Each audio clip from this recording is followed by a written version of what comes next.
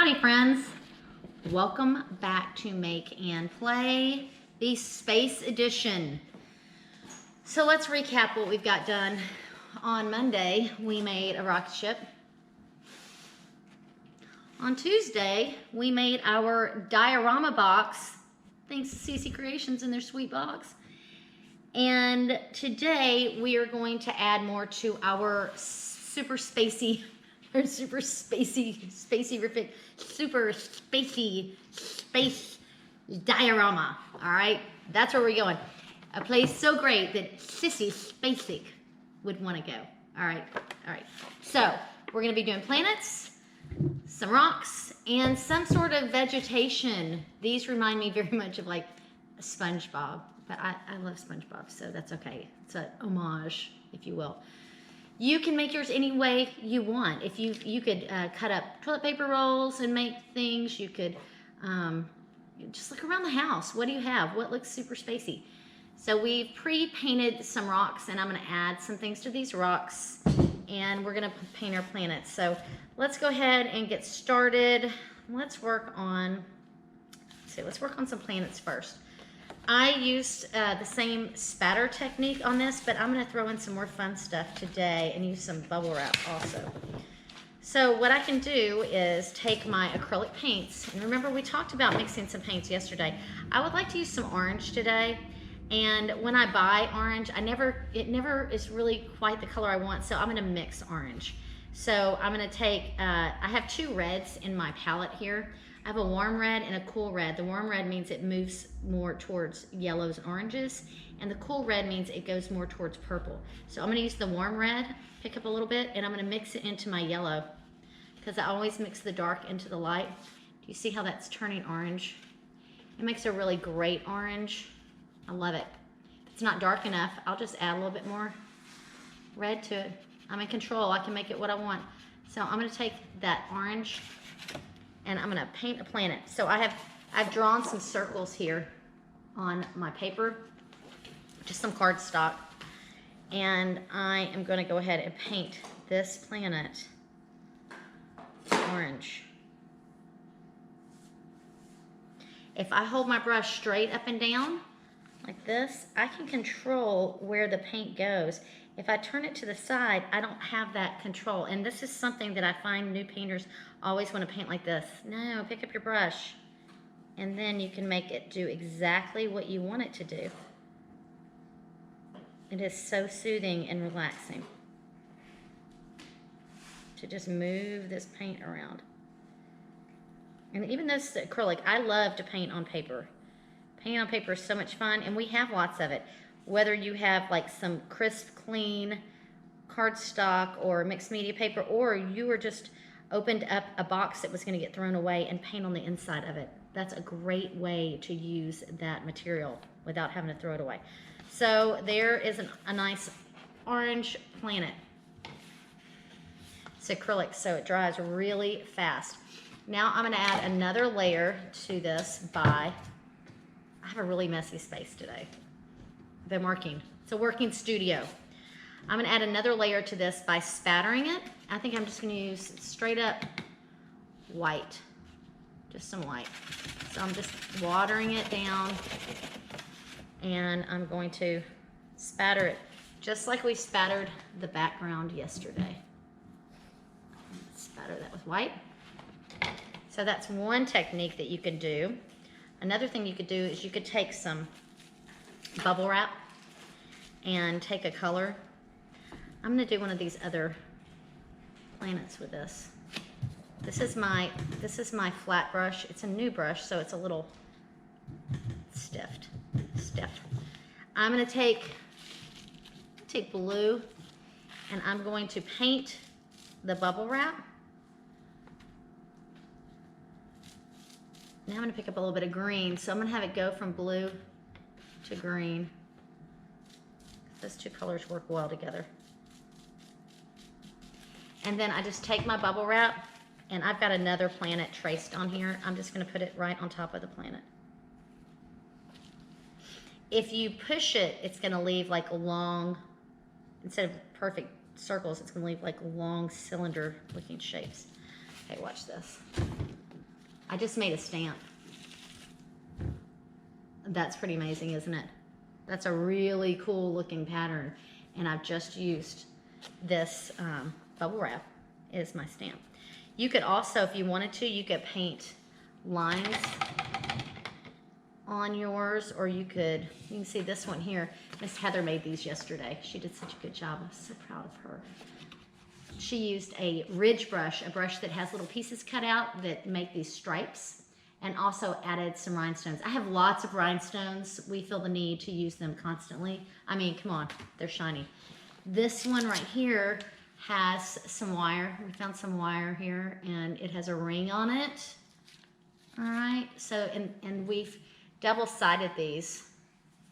We did 2 of them so that when I hang them, they can turn around and it won't matter. All right, so let me show you another type of planet. I'm gonna make some more pink.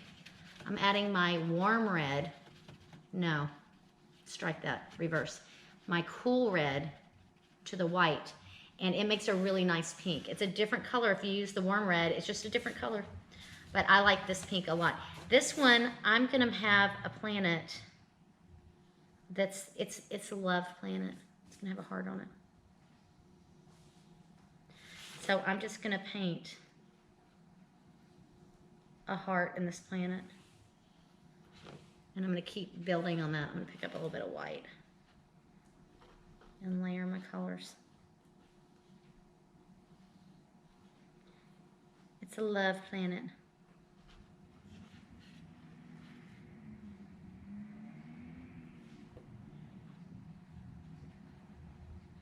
Now I'm gonna rinse my brush. It'd be really cool if we could look in, into space, and you know, instead of seeing craters in the moon, just being craters in the moon, that you'd look closer and you'd be like, oh my goodness, it's a big heart. The moon's saying I love you.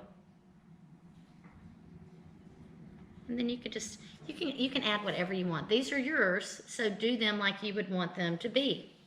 All right, so I've got my planets. I have lots of planets. Remember, you can embellish them with whatever you would like to embellish them with. I even have some, this glitter paint has some real chunky bits of glitter, and I like those a lot, so I could add glitter too. All right, how about some moon rocks? Yeah, moon rocks on our other planet. I don't know how they got there, but we're gonna make some. And I love this one. Speaking of hearts, this is a heart rock. It's shaped like a heart.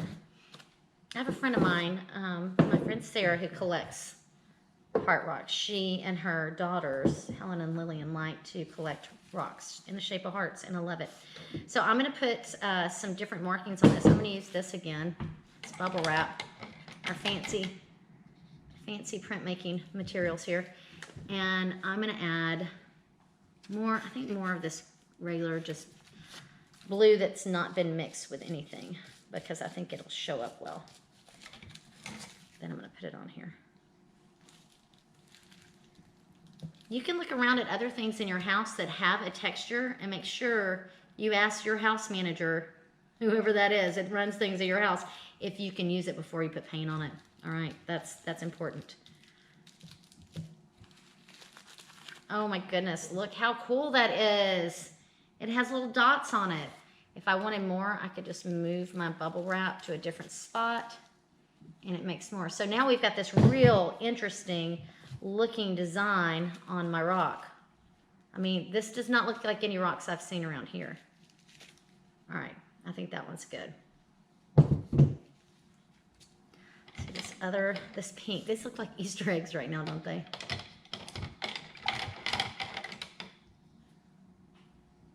Which it's almost Easter here in this moment in time, so that makes sense. I think that I'm gonna add some yellow to some white to make a light yellow.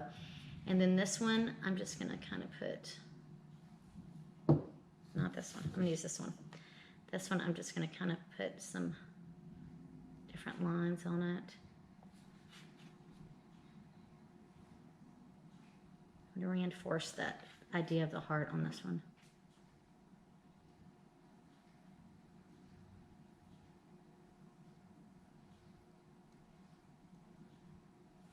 And if I wanted to, I could come in and sponge some other color on there.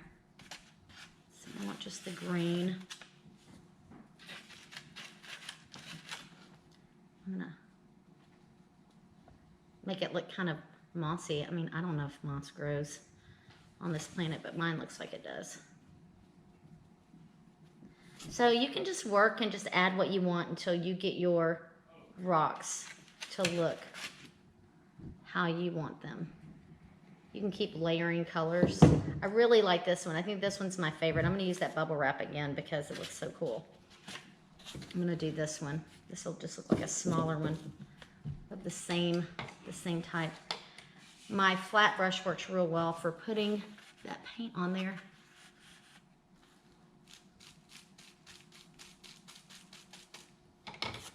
Whenever I'm not using my brushes and they have paint on them, I just go ahead and I sit them in the water so that they won't dry, okay? But you don't want to leave them like overnight in the water because it'll mess up your brushes. You want to wash them and lay them flat. So I've got some more spotted. That one's not quite as good. That's all right. Okay. So I could also do things like take this glitter paint. If I can get it open. This glitter paint is more like, it's really glitter glue. They call it glitter paint, but I don't think it is. I'm just gonna spread. Oh my goodness. Look how fantastic that is. That is one shiny rock. Oh my, I'm loving that. I think that this glitter paint has gotten a little old and it's very thick and it's working well for what I want it for. It's okay to use your fingers, as long as you wash them off when you're done.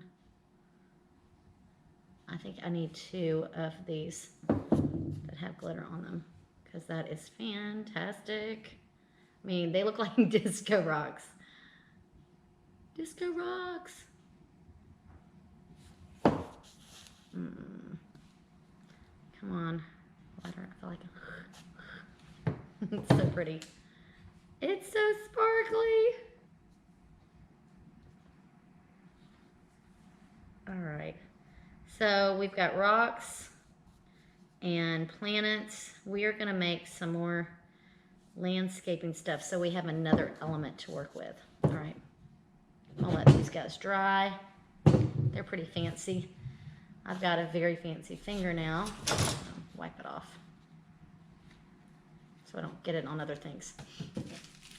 You can wash this off, but I usually, once I use it, I will let it dry, and then I can just use it right on top of it until you just get too much paint on it. All right. So I have these cool little pieces here. It's pretty self-explanatory. You're going to just draw out whatever shapes you want to be in your background, and this is that shape. And then I paint it, and then I'm going to paint it and then cut out so that if you can see through the paint. If you can't see through the paint, go ahead and cut it out first. But I already have some of these made. You can use all these techniques we've talked about, all right? You can do printmaking by using like bubble wrap or something else. You could dip the end of a fork, you know, and make lines with the edge of a plastic fork. You can, anything that you can dip and paint, you can use to print make. I like to use the end of toilet paper rolls too, and they make really nice circles. All right.